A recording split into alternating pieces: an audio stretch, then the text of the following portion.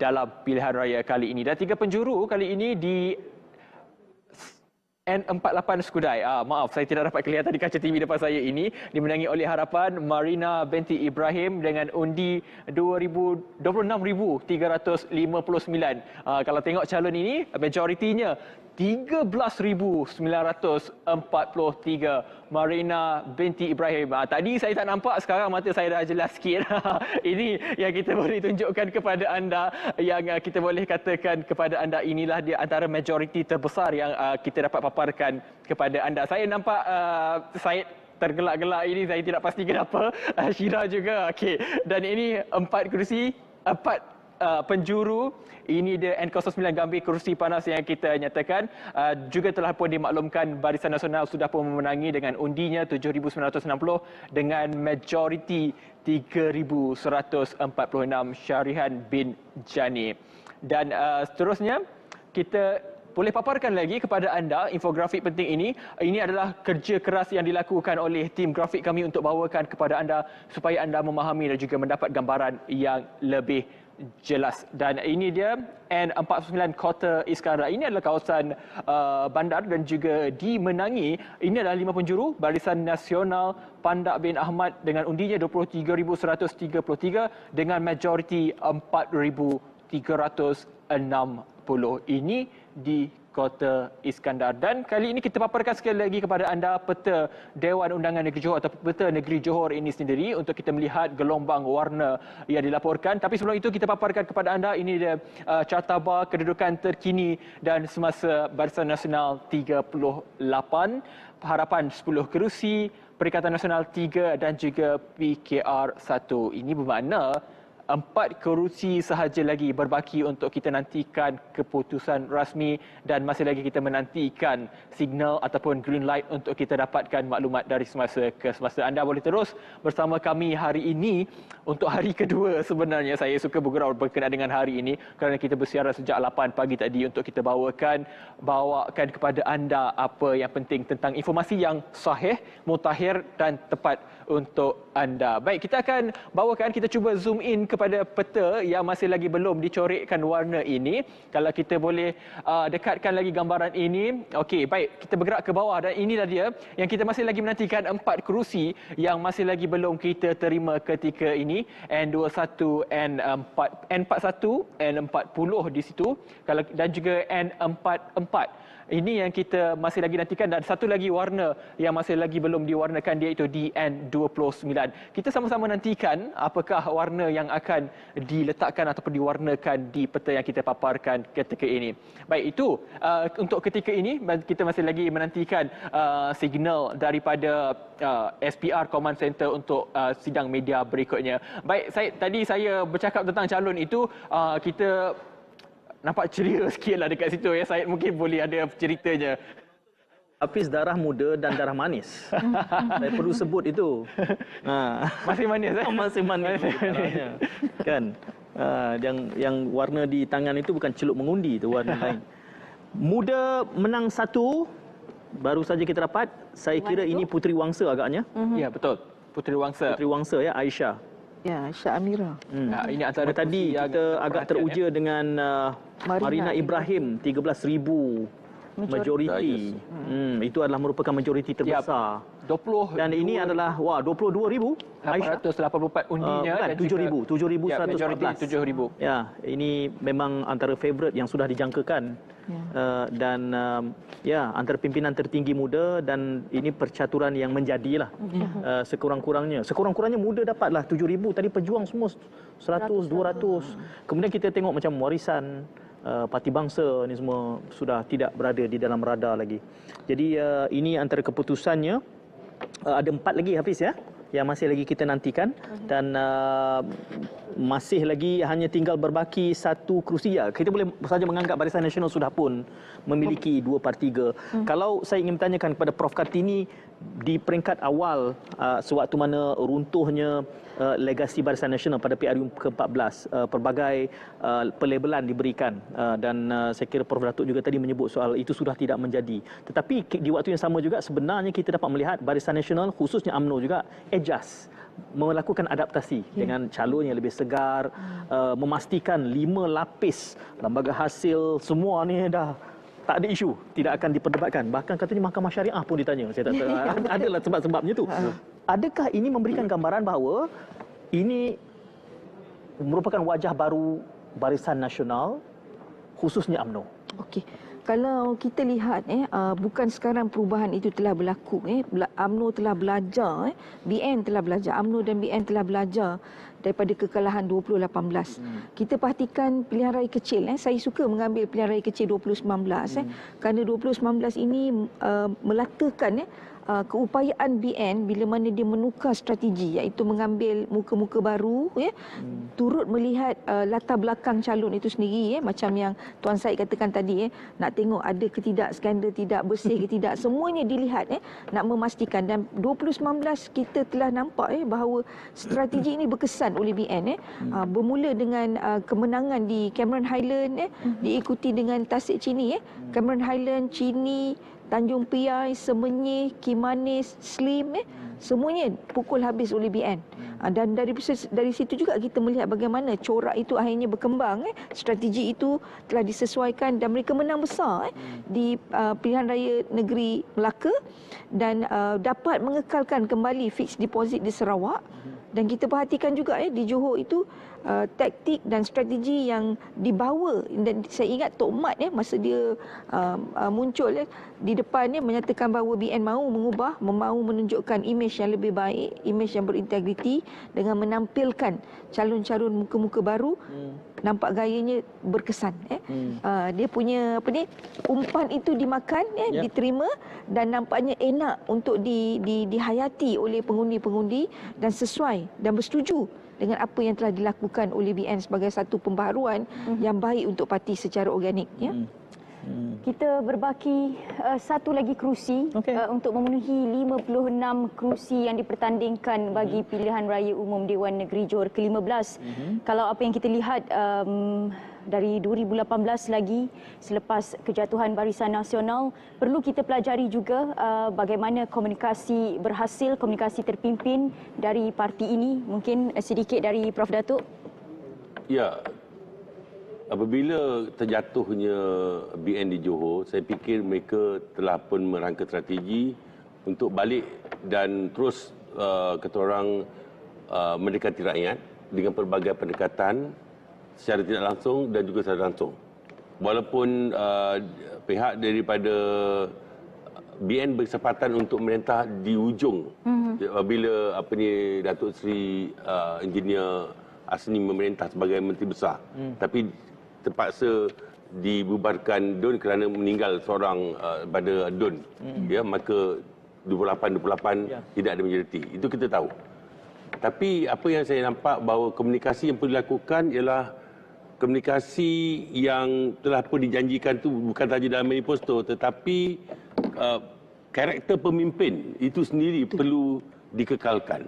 Karakter sebagai seorang pemimpin tu supaya pertama tak mahu lagi tok lompat parti, tak mahu. Ya, yang kedua, kita tak mahu juga pemimpin yang hanya pandai bercakap tapi tidak boleh pandai melaksanakan janji-janji. Saya fikir bahawa kalau itu masih dilakukan, dia akan mendapat hukuman nanti pada PRU ke-15 Badan Parlimen pula. Itu yang kita takuti. Bukan saja pada BN, pada semua parti pun macam jugalah. Ya. Tetapi mungkin strategi boleh dilaksanakan untuk mereka merapatkan staf kembali. Kerana dalam kepimpinan ini saya nampak ada barisan ketokohan yang cukup banyak dan berpotensi untuk menjadi ESCO. Sekarang mungkin mereka akan merangkakan ESCO, ada gabungan di antara muka baru dengan muka lama, adanya golongan wanita juga untuk membela wanita seperti sebelah saya diorang ini, untuk terus mendapat tempat kedudukan dan juga kata orang condition and position wanita itu dalam hak dan peluang ruang di negeri Johor, bukan saja dalam politik tapi dalam ekonomi dan sebagainya. Sebab sekarang ni saya nampak entrepreneurship pun wanita lebih melonjak jauh kan. Jadi banyak perkara-perkara ini boleh dilakukan ya dalam hal yang cukup baik. Sebab sekarang ini mereka akan mentah 5 tahun ya. Maknanya daripada 2022 ni sampai pada 5 tahun sekitar 2027 ya. Kurang lebih lah ya. Maknanya mereka ada 5 tahun jangka untuk merangka menjadikan atau kata orang ikhtiar Johor itu dapat dilaksanakan sepenuhnya supaya memberikan nikmat kepada rakyat. Itu yang saya nampak perlu dilakukan. Tetapi kekalkanlah semangat bangsa Johor itu supaya mereka betul-betul akan dapat memberikan perkhidmatan. Namanya YB itu yang berhemat, dia bukan yang berhormat saja. Ya, kadang-kadang kita tak mau disanjung-sanjung sangat. Sebab dia perlu berada dalam tahap sama dengan rakyat. Sebab rakyat sekarang yang berikan mandat. Ya, jadi kita tak mau nanti dalam suasana ini, tak tahulah saya punya pandangan, I straight point. Kadang-kadang kita dalam era sekarang ni tak perlu banyak sangat seremonial kan. Nak buat satu tu nak bawa pemimpin itu kuli-kuli dengan banyak kos perasmian berbanding dengan buat jalan. Lebih baiklah sebenarnya bagi Bipoti untuk berikan menolong Makcik Kiah buat kereta lebih bagus daripada kita asyik nak melayan pemimpin datang ke kampung. Ini semua saya ingat kena ubahlah. Sebab pengalaman saya dan pengalaman ramai yang pergi luar negara, even dia nak buat apa seminar pun, kita sibuk dengan macam kenduri kahwin nak bagi makanan kepada peserta. Dekat sana biskut je. Dengan apa minum kopi hujung sana, minum pergi kau ambil. Itu cara running kopi je. Saya ingat kita kena ubahlah cara-cara macam ni. Dan itulah sebab penjimatan dan sebagainya perlu dilihat. Sebab kita kena ada norma baru dalam politik, norma baru dalam kehidupan juga. Kan? Tetapi ingatan saya supaya pertama sekali kalau boleh kita terus istiqamah dalam memerangi COVID-19 ini. Walaupun epidemik akan berlaku pada awal April ini, tetapi jangan ada endemik politik pula yang wujud. Mudah-mudahan. Itu harapan budaya besar. baru lagi pun sudah bekerja dari rumah kan, work from home. Work from home. Tetapi dalam hal ini kita kena melihat kembalilah. Hafiz, macam ada data baru saja yang kita boleh kongsikan, katanya sudah mencecah 40. Ini rasminya yang kita sudah pun terima, sudah pun lengkap 56 daripada 56 DUN yang bertanding. Ini Barisan Nasional 40 kerusi secara rasminya diikuti oleh PH 11 kerusi, PN 3 kerusi, Muda. Ini keputusan yang kita jangkakan daripada Parti Muda di kawasan yang kita nyatakan sebentar tadi, 1 kerusi, PKR juga 1 kerusi. Ini dia kedudukan carta terkini Barisan Nasional 40 seperti saya nyatakan tadi, terus meninggi, dan ini adalah keputusan rasminya, dan kita dapat lihat BN atau Barisan Nasional mencatat keputusan yang selesa untuk membentuk kerajaan negeri, dan kita mengharapkan pembentukan kerajaan negeri ini dapat mengembalikan balik kestabilan dan juga apa yang kita katakan sebagai muafakat bangsa Johor itu sendiri. Dan ini warna biru yang sudah pun monopoli ataupun menguasai peta Johor ini ataupun mewakili 56 Dewan Undangan Negeri. Anda ada satu warna hitam, itu mewakili warna Parti Muda, dan juga beberapa warna lain yang turut menyumbang kepada kemenangan pada malam ini.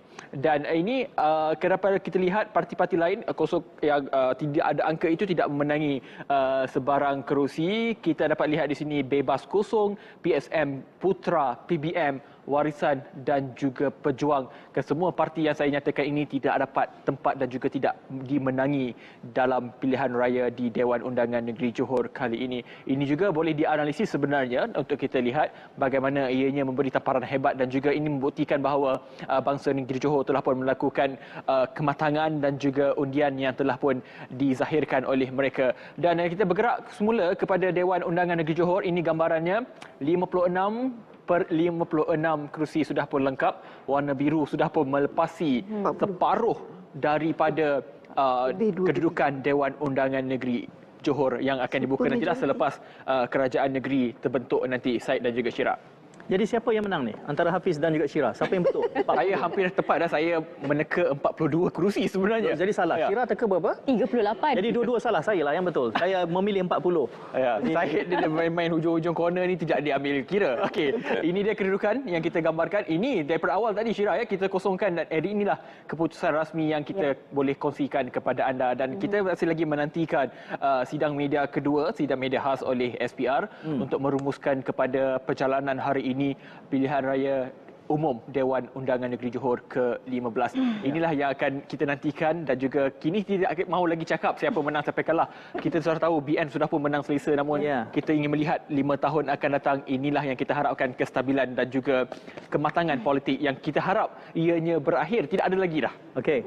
Kita masih menanti isyarat daripada kita masih lagi menanti isyarat daripada FPR Kompas. Yang bermain di fikiran saya pada peringkat ini adalah 40 BN dan kita mengambil kira PKR, PH dan muda tu bersekali 13 dan PN 3.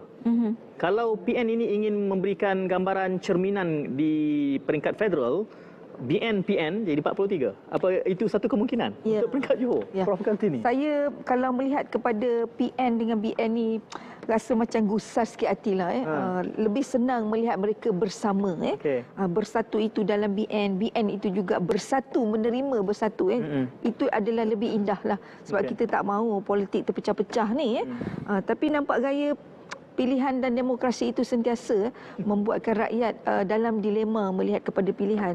Dan kita pun nampak di mana walaupun PN hanya menang 3 kerusi, namun kita nampaklah ada cabaran sengit di situ. Mereka berjaya mendapatkan kerusi lebih pada 2,000 kerusi di beberapa kawasan yang ditandingi. Dan ini juga memberi ruang kepada Tan Sri Muhyiddin dan rakan-rakan dalam bersatu untuk kembali berfikir ataupun memikirkan semula adakah perlu mereka bersama dengan kepimpinan BN yang mahu membawa aspirasi barulah. Prof Datuk, kalau kita melihat kepada jumlah kerusi ini, saya masih menganggap ini merupakan big picture, overview besar, helicopter view. Tapi kalau kita melihat jalur misalnya, apakah kita akan mendapat isyarat-isyarat yang lebih tajam yang akan boleh memberikan makna yang agak berbeza apabila kita nanti esok lusa mula melihat secara rinci apa yang mungkin kita boleh nampak berbeza menjelang besok, lusa dan selanjutnya kalau kita lihat data-data pemilihan ini secara rinci?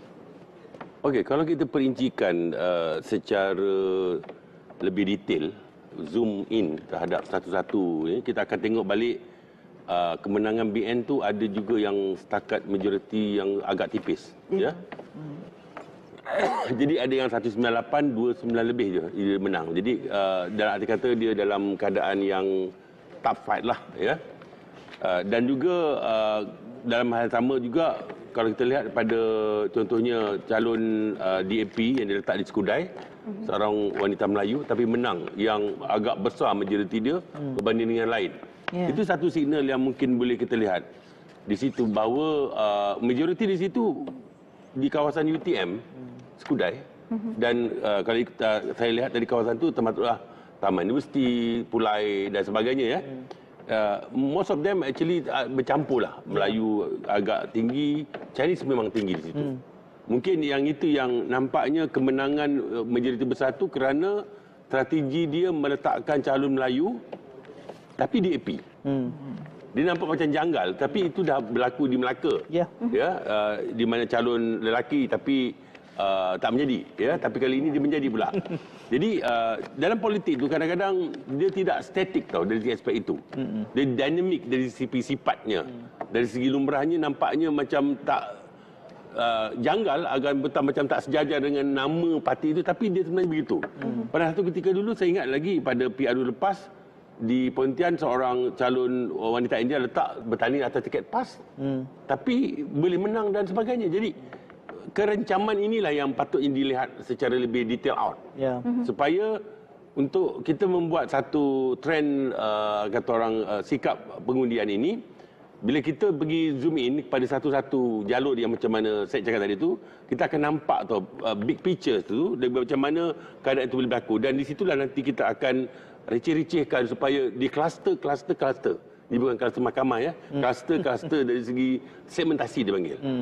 Dan di situ kita akan nampak bagaimana crunchy itu akan menyebabkan kita boleh membuat strategi tertentu. In other words, tempat yang kurang kena top up.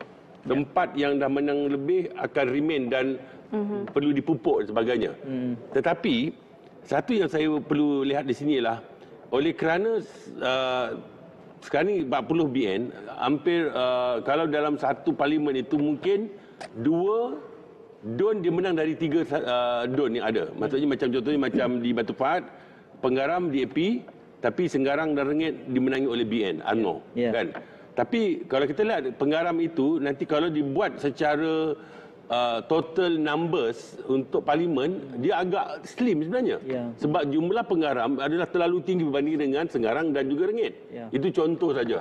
Tapi kalau saya lihat di pesisiran Pengerang, Bandar Penawar tu nampaknya hampir semuanya ditawan oleh BN, kecuali Endau, Mersing kan. Tetapi belah kawasan, mana saya pergi di kawasan tu, saya banyak nampak dah. Memang di Teluk Sengat dan sebagainya, saya pergi Johor Lama melawat muzium Tugu Johor dan sebagainya kan, saya nampak ada kecenderungan kat situ. Dan bila saya tanya beberapa makcik, saya dengar pun dia dah ada nampak hin-hin kat situ kan. Jadi apabila itu berlaku, saya nampak bahawa kerencaman itu perlu dilihat secara lebih detail out supaya ini dan itulah sebab penjimatan dan sebagainya perlu dilihat. Sebab kita kena ada norma baru dalam politik, norma baru dalam kehidupan juga. Kan?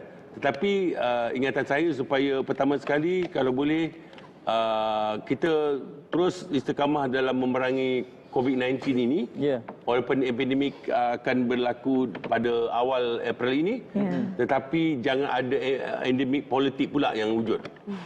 Mudah-mudahan. Itu harapan budaya besar. baru lagi pun sudah bekerja dari rumah kan, work from home. Work from home. Tetapi dalam hal ini kita kena melihat kembalilah. Okay. Hafiz, macam ada data baru saja yang kita boleh kongsikan, katanya sudah mencecah 40.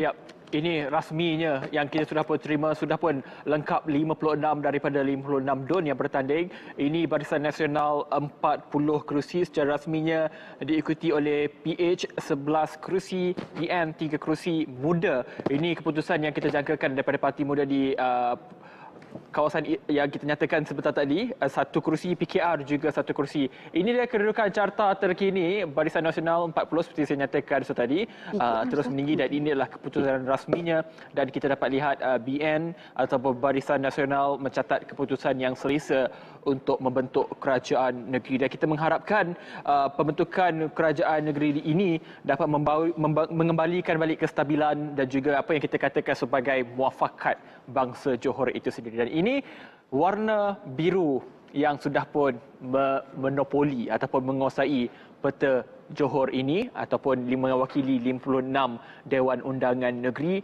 Anda ada satu warna hitam, itu mewakili warna Parti Muda, dan juga beberapa warna lain yang turut menyumbang kepada kemenangan pada malam ini. Dan ini kenapa kita lihat parti-parti lain kosong yang tidak ada angka itu tidak memenangi sebarang kerusi. Kita dapat lihat di sini Bebas kosong, PSM, Putra, PBM, Warisan dan juga Pejuang. Kesemua parti yang saya nyatakan ini tidak dapat tempat dan juga tidak dimenangi dalam pilihan raya di Dewan Undangan Negeri Johor kali ini. Ini juga boleh dianalisis sebenarnya untuk kita lihat bagaimana ianya memberi tamparan hebat, dan juga ini membuktikan bahawa bangsa negeri Johor telah pun melakukan kematangan dan juga undian yang telah pun dizahirkan oleh mereka. Dan kita bergerak semula kepada Dewan Undangan Negeri Johor. Ini gambarannya 56/56 kerusi sudah pun lengkap. Warna biru sudah pun melepasi separuh daripada kedudukan Dewan Undangan Negeri Johor yang akan dibuka nantilah selepas kerajaan negeri terbentuk nanti, Said dan juga Syirah. Jadi siapa yang menang ni? Antara Hafiz dan juga Syirah. Siapa yang betul? Saya hampir tepat dah, saya meneka 42 kerusi sebenarnya. Jadi salah. Syirah teka berapa? 38. Jadi dua-dua salah, saya lah yang betul. Saya memilih 40. Ya, Syed dia main hujung-hujung corner ni tidak diambil kira. Okey, ini dia kedudukan yang kita gambarkan. Ini daripada awal tadi Syirah ya, kita kosongkan, dan hari inilah keputusan rasmi yang kita boleh kongsikan kepada anda, dan kita masih lagi menantikan sidang media kedua, sidang media khas oleh SPR untuk merumuskan kepada perjalanan hari ini pilihan raya umum Dewan Undangan Negeri Johor ke-15. Inilah yang akan kita nantikan, dan juga kini tidak mahu lagi cakap siapa menang sampai kalah. Kita sudah tahu BN sudah pun menang selesa, namun kita ingin melihat 5 tahun akan datang. Inilah yang kita harapkan, kestabilan dan juga kematangan politik yang kita harap ianya berakhir. Tidak ada lagi dah. Okey. Kita masih menanti isyarat daripada SPR. Kita masih lagi menanti isyarat daripada SPR Kompas. Yang bermain di fikiran saya pada peringkat ini adalah 40 BN, dan kita mengambil kira PKR, PH dan Muda tu bersekali 13 dan PN 3. Kalau PN ini ingin memberikan gambaran cerminan di peringkat federal, BN PN jadi 43. Apa itu satu kemungkinan untuk peringkat Johor? Prof Kartini. Saya kalau melihat kepada PN dengan BN ni rasa macam gusar sikit hatilah. Lebih senang melihat mereka bersama. Bersatu itu dalam BN. BN itu juga bersatu, menerima bersatu. Itu adalah lebih indah lah. Sebab kita tak mahu politik terpecah-pecah ni. Tapi nampak gaya pilihan dan demokrasi itu sentiasa membuatkan rakyat dalam dilema melihat kepada pilihan. Dan kita pun nampak di mana walaupun PN hanya menang 3 kerusi, namun kita nampaklah ada cabaran sengit di situ. Mereka berjaya mendapatkan kerusi lebih pada 2,000 kerusi di beberapa kawasan yang ditandingi. Dan ini juga memberi ruang kepada Tan Sri Muhyiddin dan rakan-rakan dalam bersatu untuk kembali berfikir ataupun memikirkan semula adakah perlu mereka bersama dengan kepimpinan BN yang mahu membawa aspirasi barulah. Prof Datuk, kalau kita melihat kepada jumlah kerusi ini, saya masih menganggap ini merupakan big picture, overview besar, helicopter view. Tapi kalau kita melihat jalur misalnya, apakah kita akan mendapat isyarat-isyarat yang lebih tajam yang akan boleh memberikan makna yang agak berbeza apabila kita nanti esok lusa mula melihat secara rinci apa yang mungkin kita boleh nampak berbeza menjelang besok, lusa dan selanjutnya kalau kita lihat data-data pemilihan ini secara rinci? Okey, kalau kita perincikan secara lebih detail, zoom in terhadap satu-satu, kita akan tengok balik kemenangan BN tu ada juga yang setakat majoriti yang agak tipis. Jadi ada yang 198, 29 lebih je dia menang. Jadi dalam arti kata dia dalam keadaan yang tough fight lah. Dan juga dalam hal sama juga kalau kita lihat pada contohnya calon DAP yang diletak di Skudai, seorang wanita Melayu tapi menang yang agak besar majoriti dia berbanding dengan lain. Itu satu signal yang mungkin boleh kita lihat di situ bahawa majoriti di situ di kawasan UTM Skudai dan kalau saya lihat dari kawasan itu termasuklah Taman Universiti, Pulai dan sebagainya most of them actually bercampur lah. Melayu agak tinggi, Chinese memang tinggi di situ. Mungkin yang itu yang nampaknya kemenangan majoriti bersatu kerana strategi dia meletakkan calon Melayu tapi DAP. Dia nampak macam janggal tapi itu dah berlaku di Melaka. Di mana calon lelaki tapi tak menjadi, tapi kali ini dia menjadi pula. Jadi dalam politik tu kadang-kadang dia tidak statik tau dari aspek itu. Dia dinamik dari segi sifatnya. Dari segi lumrahnya nampaknya macam tak janggal, agak betul macam tak sejajar dengan nama parti itu, tapi dia sebenarnya begitu. Pada satu ketika dulu saya ingat lagi pada PRU lepas di Pontian seorang calon wanita India letak bertanding atas tiket PAS. Tapi boleh menang dan sebagainya. Jadi kerencaman inilah yang patutnya dilihat secara lebih detail out. Supaya untuk kita membuat satu trend kata orang sikap pengundian ini, bila kita pergi zoom in pada satu-satu jalur yang macam mana saya cakap tadi tu, kita akan nampak tu big picture tu dan macam mana keadaan itu boleh berlaku. Dan di situlah nanti kita akan receh-recehkan supaya di kluster. Ini bukan kluster mahkamah kluster dari segi segmentasi dia panggil. Dan di situ kita akan nampak bagaimana crunchy itu akan menyebabkan kita boleh membuat strategi tertentu. In other words, tempat yang kurang kena top up. Tempat yang dah menang lebih akan remain dan perlu dipupuk dan sebagainya. Tetapi satu yang saya perlu lihat di sini ialah oleh kerana sekarang ni 40 BN, hampir kalau dalam satu parlimen itu mungkin 2 DUN dia menang dari 3 DUN yang ada. Maksudnya macam contohnya macam di Batu Pahat, Penggaram DAP, tapi Senggarang dan Rengit dimenangi oleh BN, UMNO. Kan? Tapi kalau kita lihat Penggaram itu, nanti kalau dibuat secara total numbers untuk parlimen, dia agak slim sebenarnya. Sebab jumlah Penggaram adalah terlalu tinggi berbanding dengan Senggarang dan juga Rengit. Itu contoh saja. Tapi kalau saya lihat di pesisiran Pengerang, Bandar Penawar tu nampaknya hampir semuanya ditawan oleh BN kecuali Endau, Mersing kan. Tetapi belah kawasan mana saya pergi di kawasan tu, saya nampak dah memang di Teluk Sengat dan sebagainya. Saya pergi Johor Lama melawat muzium Tugu Johor dan sebagainya kan, saya nampak ada kecenderungan kat situ. Dan bila saya tanya beberapa makcik, saya dengar pun dia dah ada nampak hin-hin kat situ kan. Jadi apabila itu berlaku, saya nampak bahawa kerencaman itu perlu dilihat secara lebih detail out supaya bila strategi dilakukan pada masa akan datang untuk PRU yang ke-15 ini, kepelbagaian itu dapat dilihat bukan hanya lihat pada numbers, it's not number, tetapi ialah lihat dari segi psikografik pengundi. Psikografik ini agak unik berbanding dengan demografik. Demografik you nampak okey, lelaki perempuan tenang, tapi pemikiran itu berubah sebab seandainya sentimen wujud, kita tak tahu, Pak nanti 2 tahun akan datang ataupun mulai besok ada sentimen baru timbul yang boleh menyatakan nama BN, dia juga akan mencacatkan sokongan. Jadi ini yang perlu dijaga dari masa-masa. Sebabnya kadang-kadang seorang ahli politik itu perlu ada konsultan di belakang dia untuk memastikan, memantau, dia kena buat eagle view di atas supaya mereka akan tahu apa yang sepatut dan sebagainya. Tapi apa pun saya fikir kita pun akan sabar sekarang pada BN dah menangi 2/3 daripada jangkaan yang dilakukan, ya, tetapi mandat ini sebenarnya satu amanah. Saya ulang banyak kali. Amanah yang perlu dilakukan untuk supaya betul-betul melonjakkan nama negeri Johor ini balik kepada asal kelangsungan dan juga kehebatan bangsa Johor itu. Itu yang paling utama bagi saya. Baik, Prof, boleh saya tambah sedikit tak berkenaan N48 Skudai? Kerana pada saya persoalan demografi itu masih dilihat sebagai kayu ukur yang penting. Kalau kita lihat pecahan demografi N48 Skudai, Melayunya hanya 22%, dan Cinanya 64.32%, India 12.23%, yang selebihnya daripada orang asli dan lain-lain lah. Kita dapati di sini bahawa asalkan calon itu adalah mewakili DAP, tak kiralah Melayu ke kalau letak India pun daripada DAP akan menang besar, kerana kawasan itu telah jelas demografinya itu pro kepada DAP. Tambahan pula Marina Ibrahim ini kita perhatikan dia adalah setiausaha publicity DAP, sudah pasti publicity yang meluas daripada atas ke bawah akar umbi itu boleh Marina dekati masyarakat dengan baik.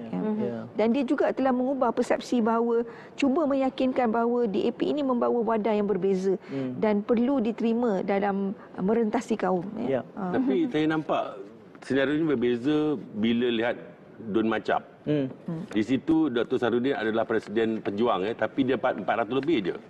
I pun macam unexpected because I think they should get more.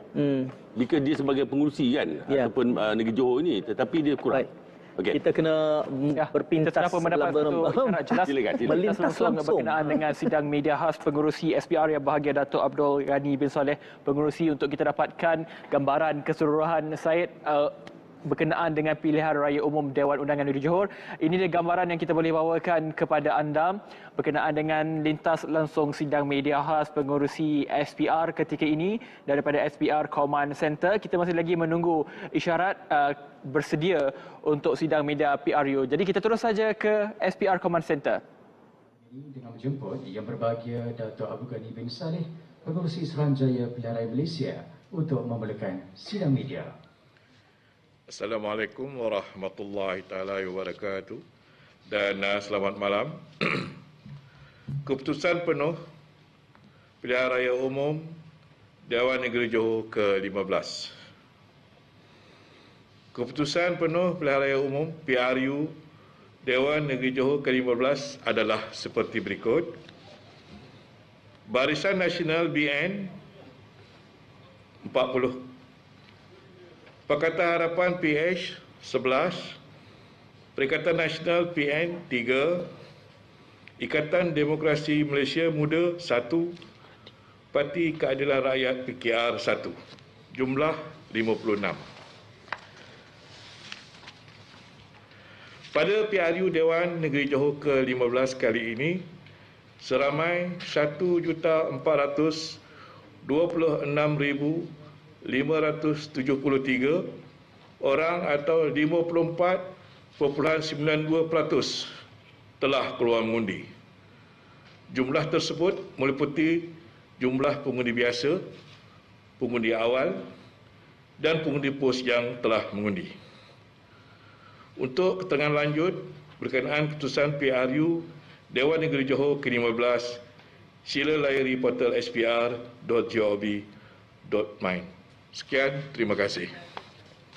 Terima kasih diucapkan dan sekalian penghargaan di atas kerjasama yang diberikan dalam menjayakan sidang media pada kali ini. Baik, dengan akhirnya pengumuman rasmi oleh SPR dan juga sidang media khas ini bermakna keputusan rasmi telah pun dikeluarkan. Majlisan Nasional telah pun menang dengan mudah 40 kerusi. Tahniah kita ucapkan kepada Barisan Nasional dan sekali lagi kita bawakan kepada anda ini dia kedudukan Dewan Undangan Negeri yang sudah pun kita paparkan kepada anda. Gelombang biru telah pun menguasai Dewan Undangan Negeri Johor. Ini kita panggilkan sebagai super majority ya, Said dan juga Syira. Apabila mencecah lebih daripada 2/3, maka tentulah ia sangat selesa untuk tempoh seperti kita gambarkan tadi. Ini bukan pilihan raya kecil, berarti 5 tahun akan bertahan dan corak ini turut akan bakal melimpah menjelang PRU Parlimen nanti. Ya, betul. Di negeri Johor juga. Jadi tahniah kita ucapkan kepada Barisan Nasional. Banyak teguran diberikan. Prof Datuk tadi menggalasnya dengan penuh amanah. Saya gambarkan tadi, ini wajah baru atau tidak, Prof Kartini tidak menyebutnya secara spesifik, tapi dia insinuate, ya inilah yang diingini dan kerana itulah mendapat keyakinan daripada pengundi untuk kali ini. Betul. Satu ayat juga yang terpadik dalam hati saya, terus istiqamah dari Prof Datuk juga. Masih lagi istiqamah. Masih istiqamah. Kita masih kekal di sini. Baik, itulah yang rasminya. Ya. 56 dari 56 kerusi sudah tersurat 40 kerusi diwakili oleh Barisan Nasional. Ya. Kita ucapkan terima kasih kepada Prof Datuk dan juga Prof Kartini. Hari-hari mendatang saya ingin melihat nanti rinci untuk saluran. Kerana itu akan memberikan gambaran tadi itu betul ke tidak orang muda mengundi ni. Itu kita kenal nanti besoklah. Ini pasca PRU akan banyak lagi perbincangan. Daripada anda semua, terima kasih kerana menonton bersama kami seawal jam 8 pagi. Kami juga memohon maaf kepada kesilapan dan juga ini biasa kita bekerja dengan data raya, sudah tentu berlaku sedikit kesilapan dan juga kita akan betulkan dari semasa ke semasa. Dan juga kepada anda, teruskan bersama dengan berita RTM untuk maklumat lanjut pasca PRU ini. Saya